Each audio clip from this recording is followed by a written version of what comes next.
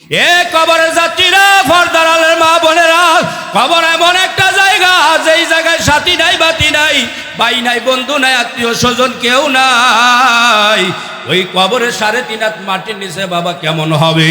একটা যদি তোমার 10 থেকে 15 ফিট লম্বা ইট দিয়া ঘর বানাইয়া সেখানে জানালা নাই, দরজা নাই, যদি কাউকে ঢুকায় সেখানে রাখা হয়, বাবা আলো বাতাস কিছু নাই, তারপরে 10 থেকে 15 ফিট লম্বা, বাবা এর উপরে চওড়া, এর উপরে বয়ে তোমার নিঃশ্বাস বন্ধ হইয়া যাইবে।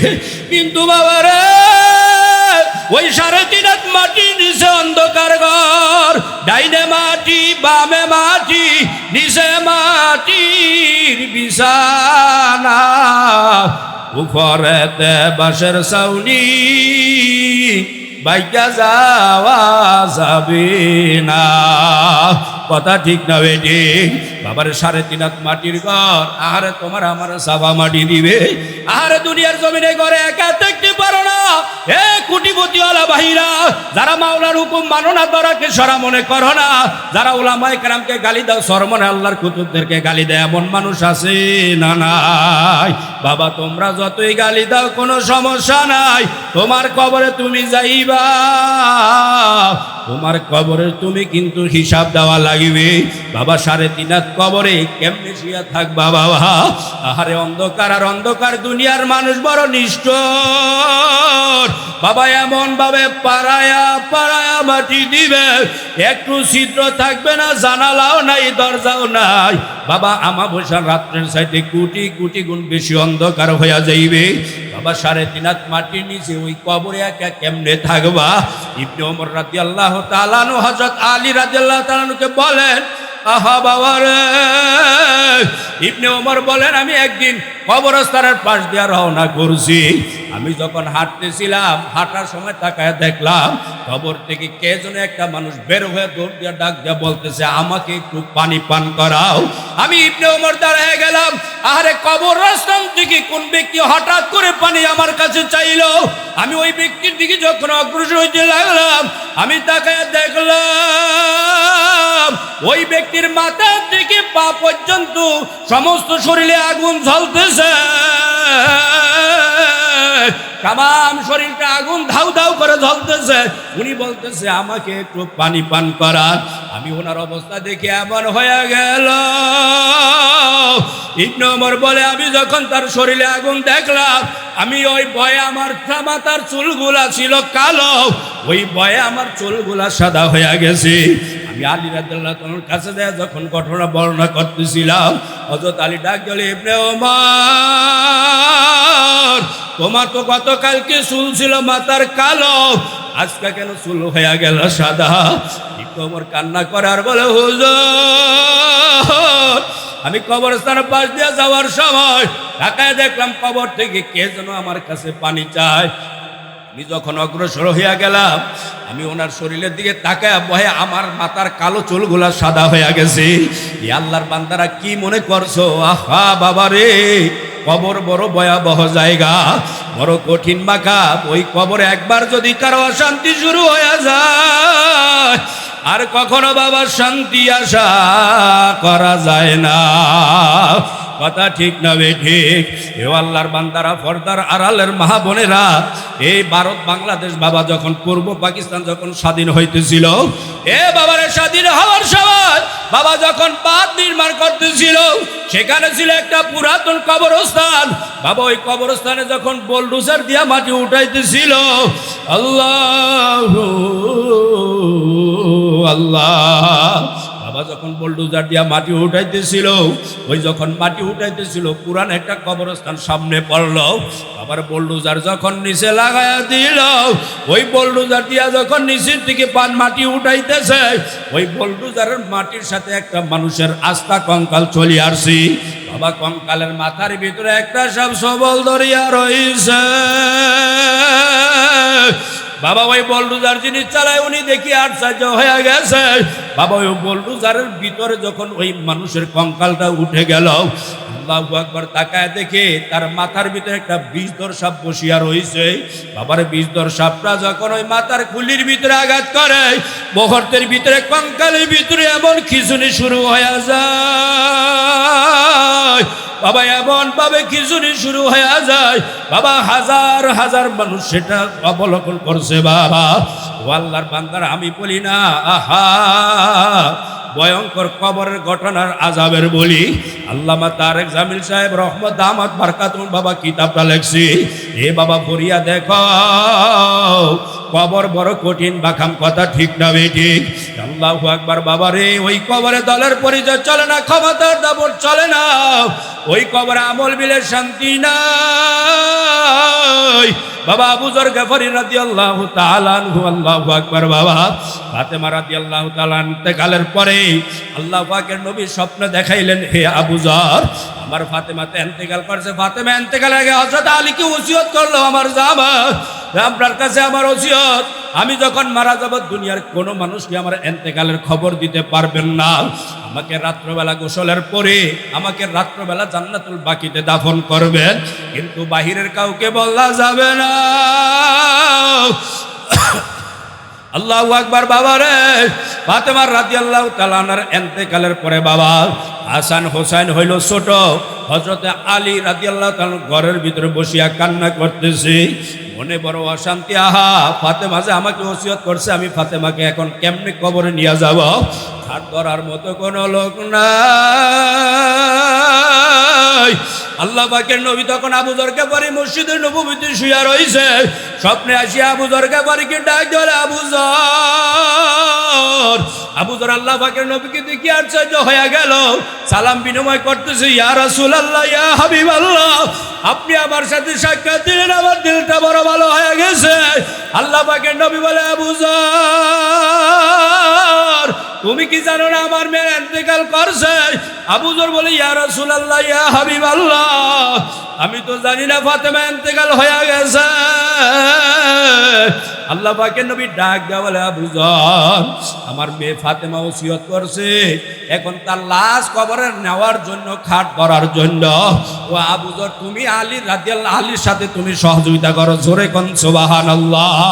বাবার আবু যর গফারি দৌড় দিয়া ঘরের ভিতরে ঢুকিয়া গেল, যাইয়া হযরত আলী রাদিয়াল্লাহু তাআলাকে ঘরের দরজা যখন সালাম দিলেন, আলী রাদিয়াল্লাহু তাআলা কান্না করা অবস্থায় ঘরের দরজাটা খুলিয়া দিল। এবার জিজ্ঞাসা করে, ভাই আবু যর, তুমি অসময় কেন এই বিপদের সময় আমার ঘরের সামনে আসলা? আবু যর ডাক দেওয়া, ভাই আলী নাই, দয়ার নবী সংবাদ দিছে, এই জন্য আসছি। হে আবু যর, আমার দয়ার নবী কি সংবাদ দিল? আলী রাদিয়াল্লাহু তাআলাকে আবু যর বলে, ভাই আলী, তোমার বিবি ফাতেমা নাকি ইন্তেকাল করছে?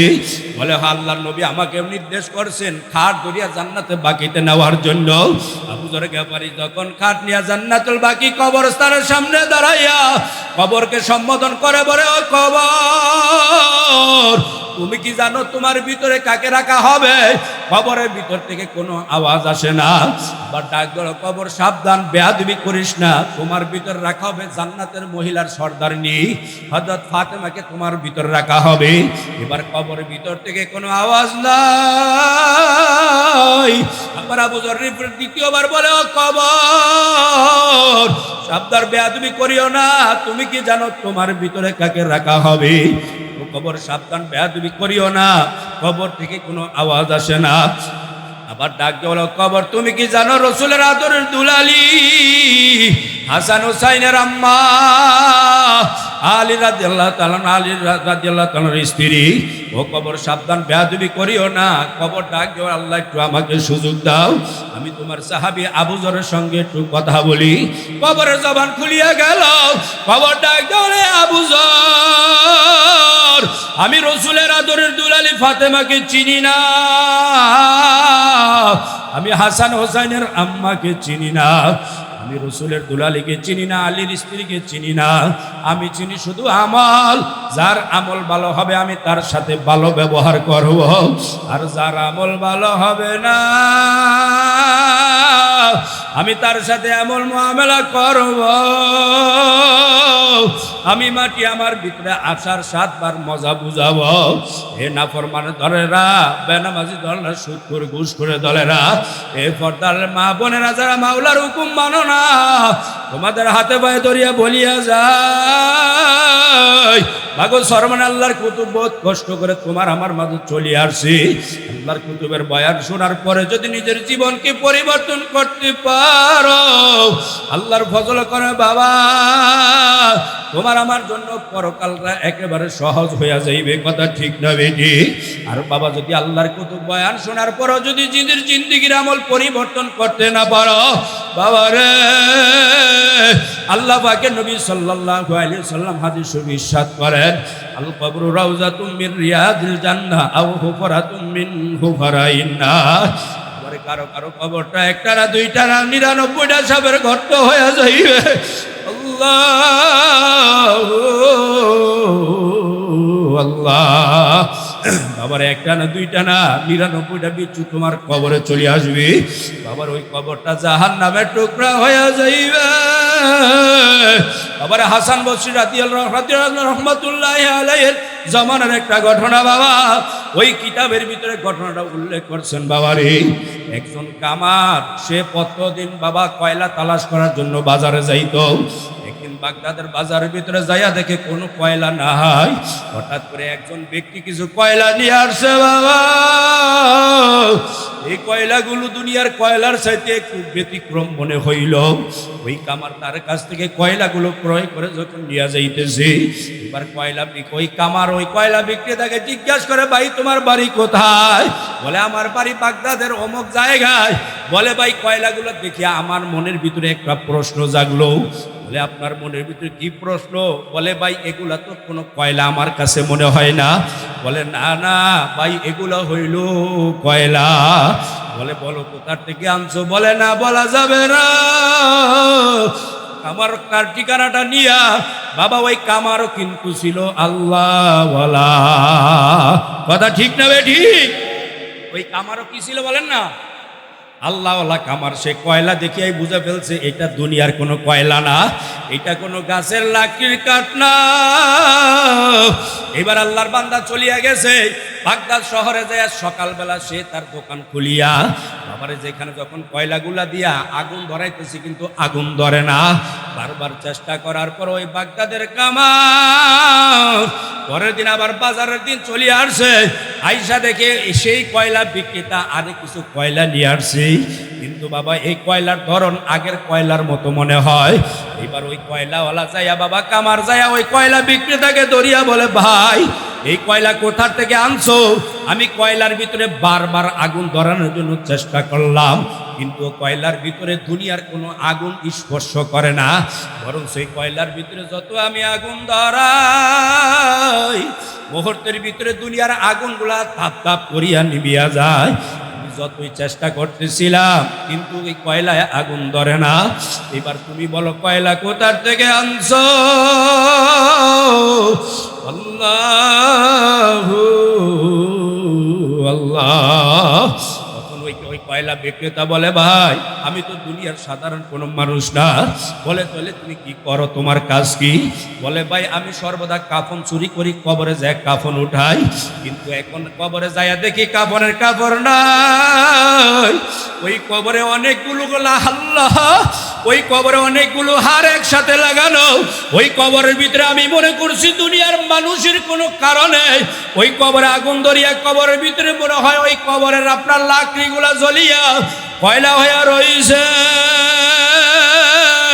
কিন্তু না না, আমি যখন কবর খোদাই করিয়া ভিতরে প্রবেশ করলাম, আমি ঢুকিয়া দেখি ওই কবরের হাড্ডিগুলোর ভিতরে একটা ফেরাগা লাগানো।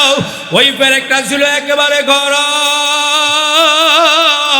আমি পাশের থেকে একটা লাঠি নিয়া, ওইটা দুনিয়ার কোনো কয়লা না, ওইটা হইল মানুষের হাড্ডি বুড়িয়া কয়লা হয়ে গেছে। আল্লাহ হে বাবা কি মনে করিয়া বর্ষা বাবা, কবর বড় কঠিন মাকাম, কবর বড় কঠিন মাকাম। আল্লাহু আকবার আল্লাহু আকবার। বাবা রে, ওই লোকটা যখন বারবার বলতেছিল, উনি বলতেছে এটা হলো মানুষের হাড্ডি। বাবারে জাহান্নামের আগুনে পুড়িয়া মানুষের হাড্ডিগুলা কয়লা হইয়া গেছে। বাবারে এই কয়লায় দুনিয়ার আগুনে কাম করে না। কথা ঠিক না বেঠি? বাবার এই হাসান বসরি রহমতুল্লাহ আলাইহির কাছে আরেকজন ব্যক্তি আসছে বাবা, উনি সব সময় হাসান বসরির সামনে বসতো। উনি মানুষ মারা গেলে বাবা কবর খোদাই করত। আল্লাহু আকবার। উনি একদিনের ঘটনা, হাসান বসরি রহমতুল্লাহ আলাইহির দরবারে যাইয়া উনি সবার পিছনে বসে। উনি সব সময় হাসান বসরির কাছে বসতো। বাবা একদিন হাসান বসরি জিজ্ঞাসা করে, ভাই তুমি কেন আজকে সবার পিছনে মজমায় বসছো, আর তুমি কেন আজকে চেহারা ডাকিয়া রাখছো, তার কারণটা একটু বলো না। বলে, হুজুর লোক যখন বের হইয়া যাইবি আমি তখন আপনার কাছে আসব। হুজুর আমার তামাম শরীরটা পুড়িয়া গেছে। হুজুর বলে, ব্যাপার কি বলো? এবার বলতেছি, হুজুর আমার কাজ হইল কবর খনন করা। কবর খনন করিয়া একবার কবর খনন করতে করতে রাত্র হইয়া গেছি। আমি রাত্রবেলা একজন মিলিয়া কবর খনন করতেছিলাম। কিন্তু হুজুর আমি কাউকে ভয় পাই না। কবর করা হইল আমার অভ্যস্ত, কবরস্থানে থাকা হইল আমার অভ্যস্ত। দিন রাত 24 ঘন্টা আমি কবরস্থানের ভিতরে থাকি। হুজুর হঠাৎ করে রাত্র যখন গভীর হয়ে গেল, কবর খনন করতে করতে আমার অনেক দেরি হয়ে গেল। আমি হঠাৎ করে তাকায় দেখলাম দুইজন ফেরেশতা আকাশ থেকে চলে আসছি। ওই দুইজন ফেরেশতা যখন কবরের সামনে আসছে, কবরের ভিতরে যখন একটা আঘাত করলো, হুজুর আমি তো মাটি উঠাইতেছিলাম। আমি আশ্চর্য হয়ে গেলাম, এখন এত বিকট আওয়াজ আমি কখনো শুনি নাই। কবরস্থানের ভিতরে এত বিকট আওয়াজ আমি কখনো পাই নাই। হুজুর আমি যখন মাথাটা উঁচু করলাম, আমি তাকায় দেখলাম কবরের ভিতরে দাউ দাউ দাউ দাউ করে আগুন জ্বলতেছি। আমি তখন কবরের ভিতরে শুয়ে পড়লাম। আমি তখন সামনের দিকে আবার নজর করলাম। এবার একজন ডাক দিয়ে বলে, ওই কবরে মনে হয় কেউ আছে। হুজুর আমি যখন এই আওয়াজ শুনলাম আমার ভয় ধরিয়া গেল।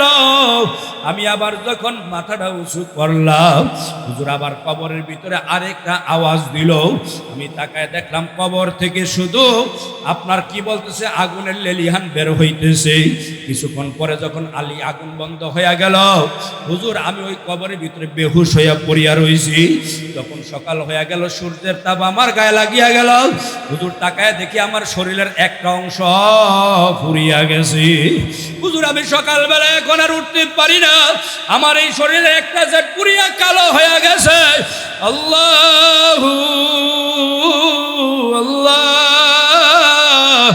এ বাবা কি মনে করিয়া বর্ষ? কবর বড় কঠিন মাকাম, কথা ঠিক না বেঠিক? বাবা আমার দাদা হুজুর রহমতুল্লাহ আলাইহি সাহেব রহমতুল্লাহ আলাইহি বাবা জীবনের ভিতরে আছে। বাবা তাকায় দেখবেন উনি বরিশালের একটা ঘটনা বর্ণনা করছি। বাবা কবরের ভিতরে আযাব হয়, এটাও কিন্তু সত্য। এ কথা ঠিক না বেঠিক? এই বরিশালের একটা ঘটনা আল্লাহর কুতুব। বাবা কিছুদিন পরে সেখানে মাহফিলে গেছি। বাবা একজন বেনামাজিকে যখন কবরে দাফন করছে, বাবা দাফন করার পরে রাত্রবেলা কবরের ভিতরে যখন আযাব শুরু হয়ে গেছে, বাবা পাশে ছিল একটা গোয়াল ঘর। এই গোয়াল ঘরের গরুগুলা দড়ি ছিটিয়া যে যেদিকে পারছে সেদিকে চলিয়া গেল। আর কিছু গরু যারা দড়ি ছিটতে পারে নাই, ওই গরুগুলা জিব্বা বের করে বাবা মরিয়া গেল। কিছুদিন পরে আল্লাহর কুতুব সেখানে বয়ান করতেছিলেন। যাওয়ার প্রতিমধ্যে এলাকার মানুষ যায় বলে, হুজুর গতকাল কয়েকদিন আগের একটা ঘটনা। হুজুর বলে, বাবা আমাকে নিয়ে চলো। বাবা আল্লাহর কুতুবকে নিয়ে যাওয়ার পর আল্লাহর কুতুব বলে, বাবা কবরের আযাব পশু পাখিও দেখে আর বোঝে, মানুষ বুঝে না। কথা ঠিক না বেঠিক? জোরে বলেন না, কথা ঠিক না বেঠিক? আল্লাহ পাকের নবী সাল্লাল্লাহু আলাইহি সাল্লাম বলেন, কবর আযাব যদি দুনিয়ার মানুষ চোখে দেখতো, দুনিয়ার মানুষ দুনিয়ার কাম কর্ম ফালাইয়া ঘর বাড়ি ছাড়িয়া জংলায় জংলায় যাইয়া ঘুরত। আল্লাহ পাকের নবী বলেন বুখারী শরীফের কিতাবে মাগাজিতে, আল্লাহ পাকের নবী বলেন কবরের জগৎ মানুষের যখন আযাব শুরু হয়ে যাইবে, বাবার একবার যদি আযাব শুরু হয়ে যায় আর কোনদিন বন্ধ হবে না। কথা ঠিক না বেঠিক? বাবার দুনিয়ার জমিনে শান্তির পরে আবার অশান্তি, অশান্তির পরে আবার শান্তি। কথা ঠিক না বেঠিক? আল্লাহ পাকের নবী বলেন, হে দুনিয়ার আমার উম্মতের নরনারীরা, আল্লাহু আল্লাহ। ওই কবর ডাক দিয়া বলে, আবু যর গেফারি আমি রসুলের মেয়েকে চিনি না, তবে যার আমল ভালো হবে আমি কবর তার সাথে ভালো ব্যবহার করব। আমি তার জন্য কবরটা জান্নাতের বাগান বানিয়ে দিব, জান্নাতের সঙ্গে তার কবরের সঙ্গে যোগাযোগের ব্যবস্থা করব। আর আল্লাহ না করুক, আল্লাহ না করুক বাবা বেনামাজি গুনাহগার হয়ে যদি ওই কবরে যাও, আল্লাহ পাকে নবী বলেন ওই কবরের মাটি দুই পাশ থেকে এমন জোরে চাপ মারা শুরু করবে, বাবা ডান পাজরের হাড্ডিগুলা বাম পাজরে ঢুকায় দিবে, বাম পাজরের হাড্ডিগুলা ডান পাজরে ঢুকায় দিবে। বাবারে দুনিয়ার জমিনে বাবা দেখো না গাড়ি সবাতাত মুখামুখি যখন সংঘর্ষ হয়, বাবারে আল্লাহ মানুষের শরীরের সাথে শরীরের গোস্ত মিলিয়ে যায়, কথা ঠিক না বেঠিক? এমন অবস্থায় বাবা হাড্ডিগুলা চূর্ণ বিচূর্ণ হইয়া যায়, মানুষের শরীরের অস্তিত্ব খুঁজিয়া পাওয়া যায় না। আল্লাহ আল্লাহ আবার ওই কবরে একটা না দুইটা না 99 সাপ জমা হইয়া যাইবে। এ পর্দারের মা বোনেরা, এ মুজাহিদ ভাইরা, এই মজমায় যদি একটা 20 সাপ ছাড়িয়ে দেওয়া হয়, বাবা সাপের বিষের খবর তোমার আমার জানা আছে। এই সাপের বিষ যদি 20 সাপ কাউকে দংশন করে, আবার এই দংশনের সাপের বিষের কারণে একটা জীবিত মানুষ, সুস্থ মানুষ, সবল মানুষ মারা যায়, কথা ঠিক না বেঠিক? আবার এটা তুমি আর আমি জানার পরেও আজকে এখানে যদি বয়ানের মধ্যখানে যদি একটা 20 সাপ ছাড়া হয়, এবার বোঝা যাবে কতটা মানুষ এই মজমায় থাকে। কথা ঠিক না বেঠিক? হ্যাঁ থাকবেন এনে কথা বলেন, একটু পানি দেন, থাকবেন। 20 সাপ ছাড়ার কারণে, তার কারণ জানে এই সাপের বিষ বড় মারাত্মক। বাবার এই 20 সাপ যদি আপনাকে দংশন করে, তাহলে আপনার একিন হলো বিষ যদি সাপ শরীরে বিষ ঢুকায়া দেয়, যদি সময় মতো চিকিৎসা করতে না পারে, বাবা অনেক মানুষ দেখবেন চিকিৎসা করার পরও মারা যায়, কথা ঠিক না বেটি? কিন্তু আল্লাহ পাকের নবী সাল্লাল্লাহু আলাইহি সাল্লাম বাবা হাদিস শরীফ ইরশাদ করেন, এই জাহান্নামের একটা সাপ যদি দুনিয়ার জমিন থেকে, আসমান জমিন থেকে বাবা দুনিয়ার জমিনে একটু নিঃশ্বাস ফালাইতো, কি মন করিয়া বলছো বাবা? এই কবর যাত্রী ভাইরা, এই পর্দার আড়ালের মা বোনেরা, আরে যারা দরাকে সরা মনে করো না, যারা মাওলার হুকুম মানো না, যারা ওলামায়ে কেরামকে গালি দাও, বাবা সরমনে আল্লাহর কুতুবদেরকে এমন কিছু মানুষ আছে তারা আল্লাহর কুতুবদের নাম শোনার পরে গালি দেয়, এরকম লোক আছে না নাই? এ জোরে বলেন না কেন বাবা? আবার এমন কিছু মানুষ আছে আল্লাহর ওলিদের জন্য নিজের জীবনকে উৎসর্গ করতে রাজি আছে, কথা ঠিক না বেঠিক? বাবা আল্লাহর কুতুব যদি ইসলামের বিরুদ্ধে কোনো কার্যকলাপ বাংলার জমিনে শুরু হয়ে যায়, আর সরমনের ফয়জুল করিম আর রাজউল করিম যদি ডাক দেয়, দেখবেন লক্ষ লক্ষ মানুষ নিজের জীবন দেওয়ার জন্য তৈয়ার হয়ে যায়, কথা ঠিক না বেঠিক? আবার ওই ডাকের সময় দেখবেন একজন নামদারি মুসলমান, এরা দেখবেন সরমনের হুজুরদেরকে গালি দেয় বলে আর কোনো কাম নাই।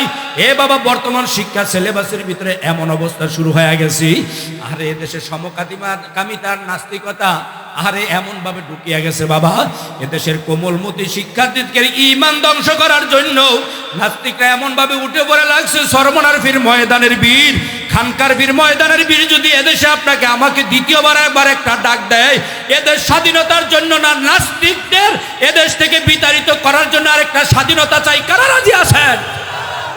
রাজি আছেন তো আপনারা? আমরা পীর সাহেব চরম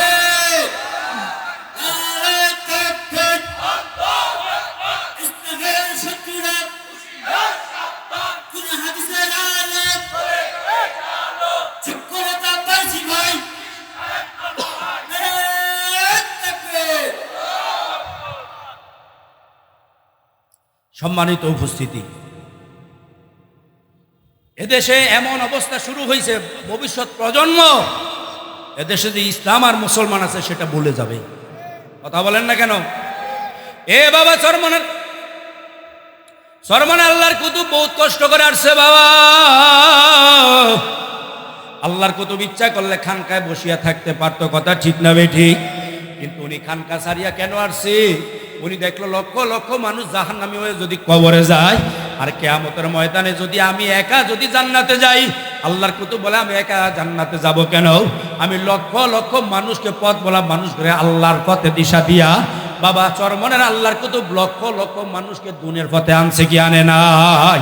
কথা বলেন না কেন? এ আল্লাহর কুতুব যদি আরেকটা ডাক দেয়, এদেশের নাস্তিক মুক্ত বাংলাদেশ গড়তে হবে, আল্লাহর কুতুব ডাক দিলে ময়দানে আসতে হবে কি হবে না? আসতে হবে কি হবে না? যদি আসতে হয় বাবা, তোমার আমার ঈমানটাকে তাজা করা লাগবে, নিজের আমলটাকে সুস্থ করা লাগবে। কথা ঠিক না বেঠিক? আবার ওই কবরে গেলে কোন সরমানার পীর বলিয়া যদি দাবি করো আর সরমানার মুরিদ বলিয়া যদি দাবি করো বাবা, ওই কবরে কাম হবে না। কথা ঠিক না বেঠিক? ওই কবরে যায়া যদি বলো আমি অর্থাৎ আমেরিকার প্রেসিডেন্ট জো বাইডেন, বাবা যদি ওই পরিচয় দাও, কবরে কোনো কাম হবে কিনা জোরে কন? কবরে কি লাগবে বলেন, জোরে বলেন। আমল ছাড়া কবরে গেলে শান্তি নাই। কথা ঠিক না বেটি? আমল করতে হইলে হক্কানি একজন আল্লাহওয়ালার সোহবতে যাওয়া লাগবে। আল্লাহর ওলির সোহবতে যায়া নিজের জীবনকে উৎসর্গ করে কোরআন হাদিস মেনে আমলকে ঠিক করে কবরে যাওয়া লাগবে। কথা ঠিক না বেটি? বাবা সরমনের আল্লাহর কুতুব বলেন, সব সময় বলতেন বাবা ফজলুল করিম রহমতুল্লাহ আলাই, এ বাবা সরমনের ময়দানে আসার পরেও যদি 3 দিন 3.5 দিন বয়ান শোনার পরেও যদি 40 দিন খেয়ালের সাথে আমল করার পরেও যদি বাবা তোমার আমলের ভিতরে পরিবর্তন না হয়, তুমি সরমনের আসার দরকার নাই। বলছে কি বলে নাই? জোরে বলেন। আল্লাহর কুতুব চ্যালেঞ্জ শুরু দিয়েছে যে 40 দিন খেয়ালের সাথে আমল করার পরে, তরিকার সবক আদায় করার পরে তোমার যদি আমলে পরিবর্তন না হয়, বাবা সরমনে আসার দরকার নাই। অন্য কোন একজন হক্কানি পীরের কাছে যাইয়া নিজের আমলকে পরিবর্তন করে চোখে পানি লয়ে গুনাহমুক্ত হইয়া আল্লাহওয়ালা হইয়া তারপরে কবরে যাইও। এ বলছে কি বলে নাই? এরকম কোন পীর আছে বলেন দেখি? এরকম কোন পীর আছে? সবাই বলে আসো আসো, নামাজ পড়ুক আর না পড়ুক আসো। আর আল্লাহর কুতুব বলে বাবা যার ঘরে টেলিভিশন আছে সে সরমনার মুরিদ বলে পরিচয় দিলে কাম হবে না। কথা ঠিক না বেঠিক? এ জোরে বলেন না কেন? এরকম শক্ত পীর বাংলার জমিনে পৃথিবীর কোথাও নাই। কথা বলেন ঠিক না বেঠিক? সরমনায় দল বাড়ি করতে চায় না। সরমনায় যত চায় হলো মানুষগুলা আল্লাহওয়ালা হইয়া কবর জগতে যাইয়া আখিরাতের জগতে যাইয়া বাদশা হইয়া জান্নাতে যাবে। কথা ঠিক না বেঠিক? 8টা বাজে। আলহামদুলিল্লাহ, আল্লাহর কুতুব আসছে বাবা, হুজুর বয়ান করবেন। আমি কিছু সময় আপনাদের সামনে মোজাকারা করলাম। আল্লাহ তাআলা যেন আমাদের সকলকে আমল করে কবরে যাওয়ার তৌফিক দান করে। বলেন আমিন। আরো জোরে বলেন না, আরো জোরে বলেন। আল্লাহ তাআলা আজকের মাহফিলকে কবুল করুক। আমাদের শাইখে সরবরার হায়াতে বরকত দান করে। বলেন আমিন। আমাদের মুহতারাম আমিরের আল্লাহ হায়াতে বরকত দান করে। বলেন আমিন। আশেপাশে যারা আছেন নামাজের পরে আল্লাহর কুতুব চলে আসবেন। অতএব 8টায় আজান হবে, 8:15 জামাত হবে। আমরা সকলেই আল্লাহর ওলির বয়ান শুনে যাবো কি যাব না? বয়ান শেষ করে যাব না আগে চলে যাব? কারা কারা বয়ান শেষ করে দেবেন? নারে তাকবীর, নারে তাকবীর। ওয়া আখিরু দাওয়ানা আলহামদুলিল্লাহি রাব্বিল আলামিন।